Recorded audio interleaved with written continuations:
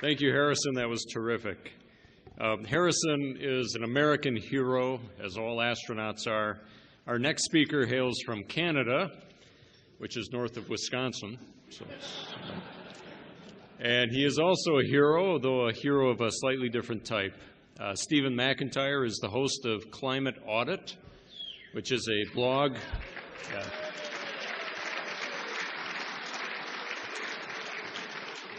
I guess some of you have heard of Climate Audit. It's devoted to the analysis and discussion of climate data. He has worked for 30 years in the hard rock mineral exploration industry as an officer or director of several public mining exploration companies. He has served as a policy analyst for the Canadian government and for Ontario. He's best known for his investigation of the validity of the hockey stick graph used very famously in a journal article by Michael Mann. That's right, wave your sticks if you've got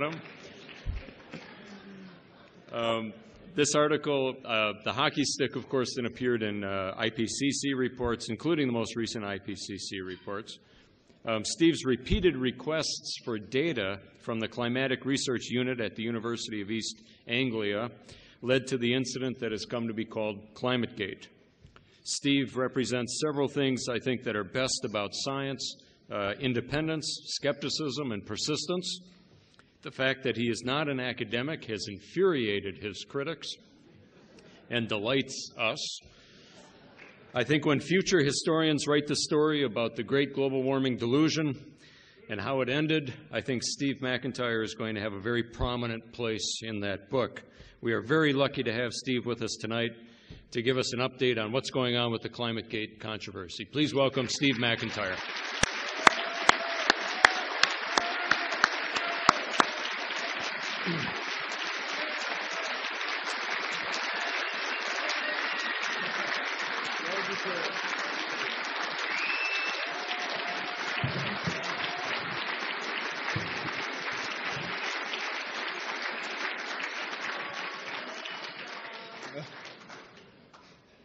Well, thank you for the warm reception.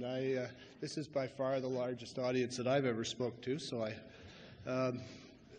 and I don't come from, as Joe said, I don't come from a small town in the United States. I actually come from a large city in Canada. And Toronto, I think, is probably south of the small town that Joe comes from. As all of you realize, I have a pretty unique perspective on ClimateGate. And while many important issues are, just a moment.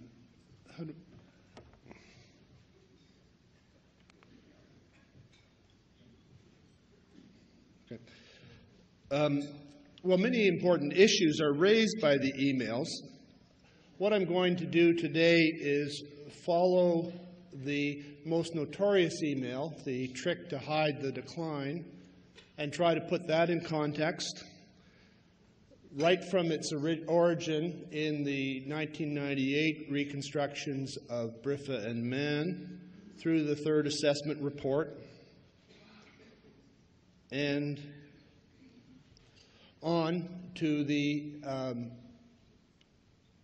Jones's equally notorious request to delete all emails, then on to ClimateGate and the half-hearted inquiries.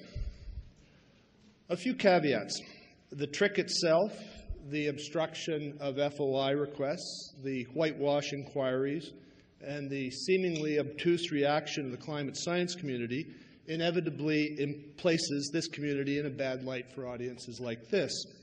Nonetheless, keep in mind that nothing that I say tonight proves or disproves global warming, nor does climate science as a whole stand or fall on proxy reconstructions. If we knew nothing about tree rings, we would still be obliged to assess the impact of doubled CO2. As a final preamble, there's far too much angriness, in my opinion, on both sides of the debate. People are far too quick to yell fraud at the other side, and I think such language is both self-indulgent and counterproductive. I don't apply these labels myself. I don't permit them at Climate Audit, and don't believe they serve any purpose. That doesn't mean you can't criticize authors. I do so all the time and will do so tonight. But any point you make should be able to be done on the facts rather than adjectives.